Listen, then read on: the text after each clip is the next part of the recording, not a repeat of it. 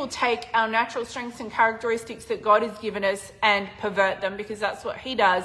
And he will absolutely play them against us. And just like God has a plan for you, and it's a good plan, he has a plan to prosper you and not to harm you. And he has a plan for your destiny, which is one where you are absolutely provided for, taken care of, actually free, actually delivered, and where you have found true peace. And unlike typically in the coaching world, the new age world, etc., you're always looking, you're always seeking, you're never there, you always need the next ceremony or journey or experience or what have you. When you truly find God, you'll be done seeking, you'll have peace, you'll have certainty, you'll have confidence, you'll have a clear and a sound mind, you will trust in God's provision and plans for you. Just like God has a plan for your destiny, and oh my goodness, it is such a good plan beyond your imagination. Satan also has a plan for your destiny though, and it's one that can come with many wonderfully glitzy or glam bells or whistles, or seductive pathways that sound or feel really good, or it's all wrapped in a big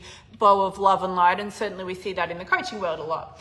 So I feel like when I look back, I see that Satan really used against me, and I obviously agreed to that and allowed it in my mind and in my emotions and in my will, which is to say my soul, really convinced me, well, you're not doing it right. You're not doing a good enough job for God. You're not perfect. Look at you. You're making mistakes. You're sinning all over the place.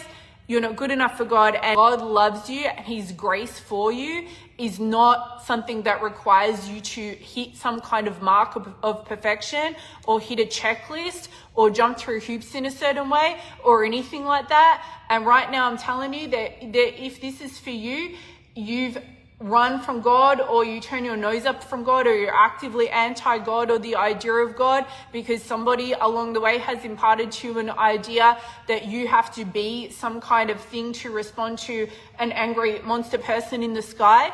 No, that wasn't God. Because what God is love, grace, mercy beyond what we can possibly fathom, and freedom and completion in a way that is just not available no matter how many plant medicine journeys you go on, or how many cacao ceremonies or rituals you do, or how many events you go to, or how many courses of healing and trauma recovery you do. And by the way, I'm not here to make bad or wrong trauma recovery or healing or those sort of things in general, although there's certainly things that I just referenced there that absolutely are not ideal and not of God.